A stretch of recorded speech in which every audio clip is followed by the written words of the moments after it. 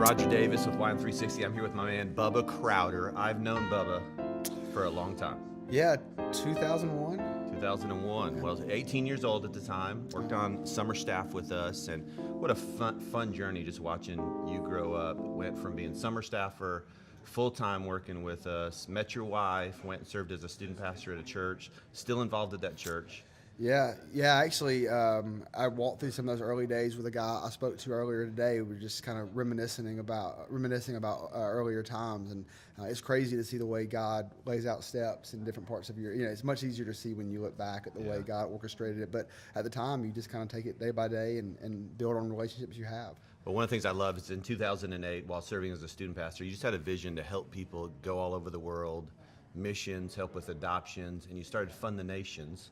And what I want to really spend a good bit of our time talking about is this whole concept of helping fundraising and then even branding in our churches. One of the things that I really consider you an expert. But tell us before we do that about the start of Fund the Nations and why you wanted to do it. Yeah, and I was working as a student pastor. We had students who were trying to go on mission trips, and one of the biggest hurdles for me in high school and in college on going to mission trips is I was just terrified of fundraising. In fact, prior to working at Student Life, I worked at the Fellowship of Christian Athletes, where you had to raise your own support, and I was just terrible at that aspect of negotiating, asking people for money. Yeah, and it's hard. It's awkward. It is. There's awkwardness to it, and it just wasn't in my skill set. And so I thought, man, there's got to be a way to do this a little more tangibly.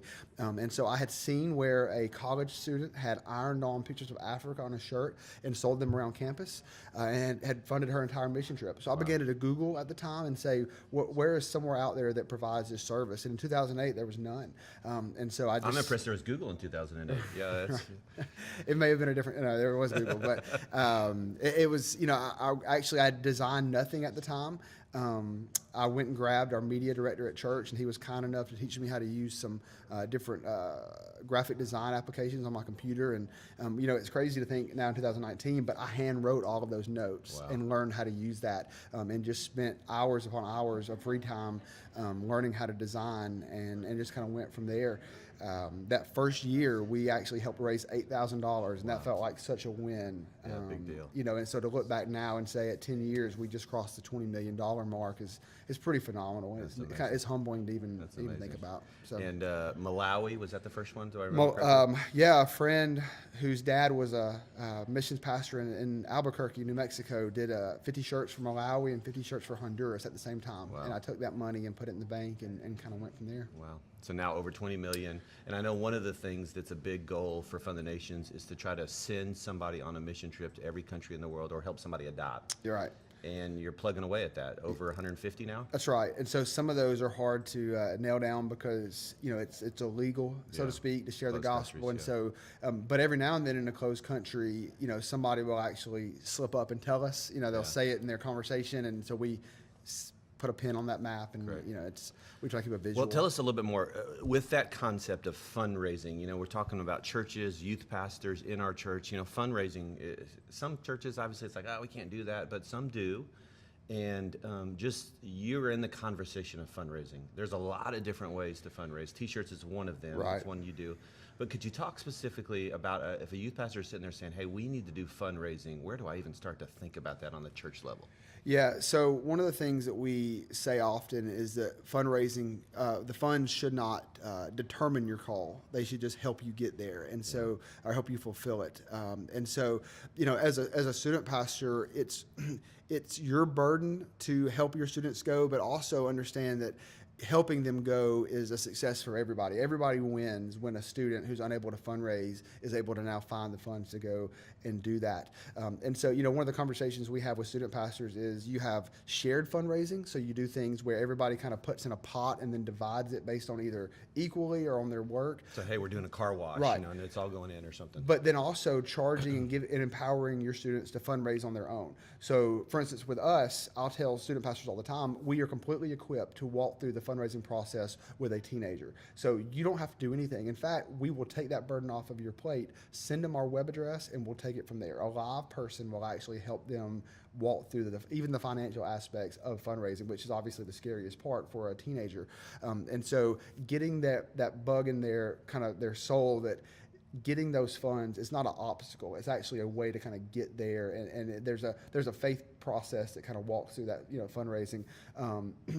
One of the things I remember about fundraising in college is it was primarily letters. You send out a letter to somebody. And when we started the T-shirt thing, I had a person tell me that was removing the faith aspect from it. But what I've found is it's just changing it. There's still a faith aspect to going out and raising the money. You're trusting that God is going to provide. The T-shirt is just a tangible way to do that. But no, fundraising is obviously so important. I respect churches who are able to work that into their budget a little more. But ultimately, most people are having to figure out, how do we pay for this thing? Yeah. We have big expectations for teenagers, even at our own church, in that, they have so much access to so many things, Starbucks, movies. If you're serious about going on a summer mission trip, a spring mission trip, whatever that is, then it's your responsibility as well to be frugal in a way that I'm putting my money where my heart is. Yeah. And so we encourage that for sure. If there's enough passion, we'll find a way. Right. And, it helps being on staff at a church that I'm not disconnected from that part of it. I'm not wondering what happens at fundraising in a church. I'm able to walk through with some experience. This is what it takes to help somebody. Yeah, that's great. So let's talk a little bit about, like, even on a church level, obviously fundraising when someone goes on a mission trip, or an individual goes on a mission trip, or a church youth group. But just as you work with churches, with obviously their own needs and branding, and just kind of, one of the conversations we hear a good bit about is, hey, we need logos, or, we need a look or an image. How do you go, Bubba, about the process when a church comes to you and says, hey, can you help me with branding? Or even just the whole conversation about branding in general. Do you have any thoughts on that? Yeah, I think one of the first things that I always ask them is what's your goal? Does your brand meet your goal and your audience, so to speak? Does the way that things look, does the aesthetic actually match what you're trying to do? Because it's completely possible in 2019 to say, you know what, we're going to do everything relevant. Well, relevant is a very subjective word. It's a very relevant term. Right. And so some churches don't need to look like Hillsong. They don't. Yeah. That's not their end goal. And so oftentimes when you talk to somebody that's a quote unquote expert in branding or marketing, they're really just pushing everybody towards one style. I much more think that it's important to identify what your goal is in your branding and in your marketing. So even in current day, there are some very traditional style of logos that we do. Now they're clean and they look good, but they're not designed for 18-year-olds. They're still designed for 50-year-olds. Mm-hmm. And so thinking through that aspect is like what's going to go well here. And I'll give you kind of a translation to our world in T-shirts even. One of the things that sets us apart is the great design aspect of it. So our design works free. We have a team that works for you. And that's if you would have one design or if we redesign it 85 times. And here's why. When your primary audience that's selling are college and high school kids, it has to look good. Nobody's going to buy it if it's clip art, if it's interchangeable. You may give away that shirt at a student event when it's a giveaway and they're going to get it for free anyways.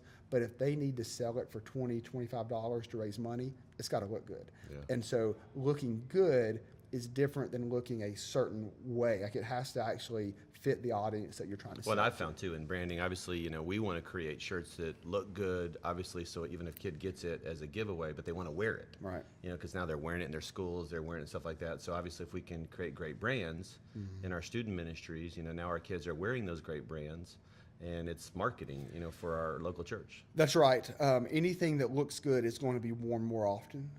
It's going to be put around more places. If your church branding is good and let's say you have some nice stickers to put on cars, that's going to go all over town. If they don't look good, if they're not high quality, you might as well not do it at all, because who's going to put something that doesn't look good on their car to be permanent on there, And so the aesthetic fitting what you want it to look like in your audience is so important, and just having a good overall brand look to what you do. And also, for me, it's got to be transferable. There are times where people have great logos, but it doesn't work on a hat, it doesn't work on a shirt, it doesn't work on it doesn't work black and white. It's over the top. It's got too much involved. Making sure your logo can be transferred to different things is a great win for an organization, for a church, for a student ministry to be able to do that. Well, and that's one of the things I think it's easy to say, well, we don't have any money to do this kind of stuff. I know at my church, we've done a brand package, we have shirts, We have hats, there may be stickers and some things like that. Right. And students buy them, just like they buy donuts, just like they buy, pizza on a Wednesday night. Right. And so, we have a shirt, it's for sale, it's a very economical deal, but the church is not taking any cost or loss in that. We're passing that on to a student who wants to wear it and wear that brand because they have an identification. Just like if you work out at a gym, you want the shirt that Right. identifies you. You're wearing a Never Thirst shirt. You connected to Never Thirst and what their mission is. Right. You want to have something that you identify with that brand. Yep. And so same type of deal. There's opportunities for you to be able to do that. So Yeah, sure. if a youth pastor right now is sitting in their office and they're just thinking and they're saying, well, man, I'm looking at my brand. I think maybe it's time for us to look at this. How do they even begin that process? Yeah, I think personally speaking, we'd love to be able to help. And one of the great things about what we do with the design work being free is if you contact us to design your logo, if you also do apparel through us with that logo, we'll actually do the design work for free. We won't charge you for that if you do apparel as well. That'll just be a gift from us to you. But simply just letting us know, hey, we need to rebrand. You can go to our website 52threads.com and go through that process, and we love to be able to help you even just start. And one of the, again, for us, there's no obligation. Yeah. If you get 8 emails in, if you get 3 designs in, and you go, you know what, this isn't working, we're not going to send you a bill, we're not going to charge you, we're going to have a great parting of ways, but I don't think that's going to happen. I think if you get into it with us and you interact with one of our team, you're going to A, love the service, but B, you're going to love the design work you're getting as well. That's good. So obviously, if you're someone looking at fundraising, if you're someone thinking about branding, something like that, these are guys with Fund the Nations, fundthenations.com. That's a great resource for you. I think the biggest deal is we want to make sure that students have an opportunity to go on mission. We want to make sure families have the resources for adoption. We want to make sure we have great brands in our student ministries because that's an attractive thing. And so at the end of the day, thanks for what you guys are doing. But even more than that, thanks for kind of coming alongside the Great Commission and saying, hey, we're going to do something. I love the fact, even going back to 2008, as a youth pastor, you saying, hey, I've got some skills. You had to learn some, but you said, I'm going to find a way to impact the world. And you guys are definitely doing that, so that's awesome. Right. Everybody has a responsibility inside and outside their walls to do something. So, great. Good to be with you today. We'll see you on the next episode. Look forward to it. Thank you.